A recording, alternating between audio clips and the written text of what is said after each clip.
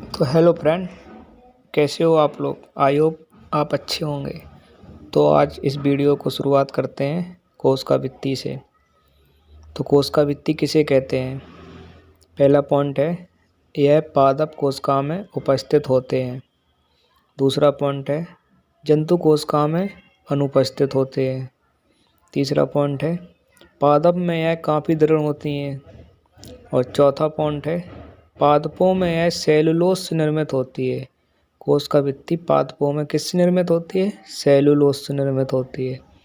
पांचवा पॉइंट है, कोशिकावृत्ति पादप को यांत्रिक सहारा प्रदान करती है। दूसरा प्रश्न है, शैवाल की भित्ति किससे निर्मित होती है। तो शैवाल की भित्ति सेलुलोज से निर्मित होती है। और शैवाल के अध्ययन को फाइकोलॉजी कहा जाता है। क्या कहा जाता है, फाइकोलॉजी।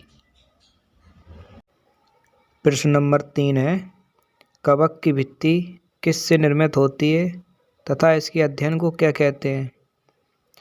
तो कवक की भित्ति काइटिन से निर्मित होती है। कवक के अध्ययन को माइकोलॉजी कहा जाता है।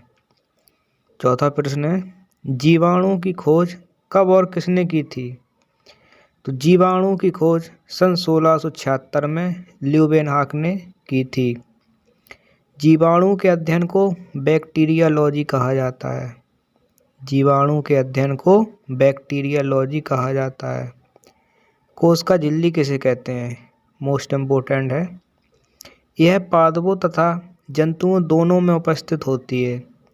इसे प्लाज्मा झिल्ली या प्लाज्मा लेमा भी कहा जाता है। यह लिपोप्रोटीन से निर्मित होती हैं।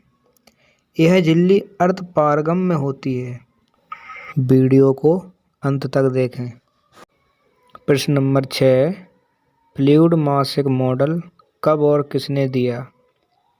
तो फ्लूइड मासिक मॉडल सन 1972 में सिंगर और निकोलसन ने दिया था। प्रश्न नंबर 7 है, जीव द्रव्य की खोज कब और किसने की थी। तो जीव द्रव्य की खोज सन 1839 में पुरकिंजे ने की थी। हक्सले का क्या कथन था। अगला प्रश्न है, हक्सले ने कहा था जीव द्रव्य जीवन का भौतिक आधार है। दूसरा पॉइंट है, जीव द्रव्य के बिना जीवन संभव नहीं है। ये हक्सले का कथन था।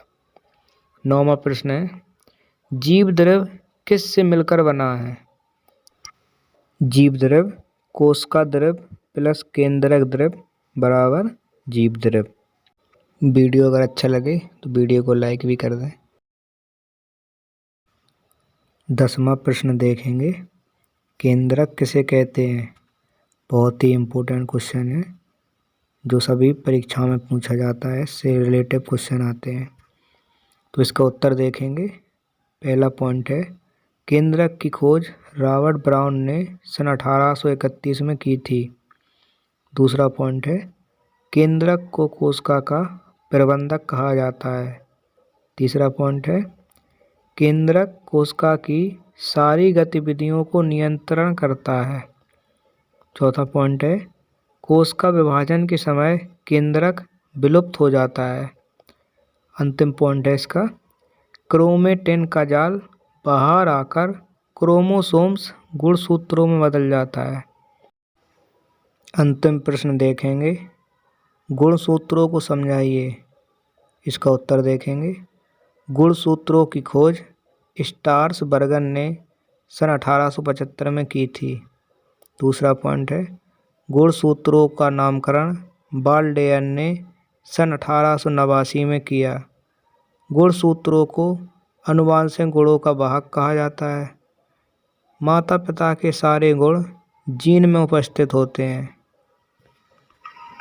तो आज की वीडियो यहीं पर समाप्त करते हैं और अगली वीडियो बहुत ही मज़ेदार आने वाली है। तो अभी तक आपने सक्सेस वे एजुकेशन को सब्सक्राइब नहीं किया है तो प्लीज़ सब्सक्राइब कर लें, बेल आइकन को प्रेस करें ताकि जो नोटिफिकेशन आए वो आप तक सबसे पहले पहुंचे।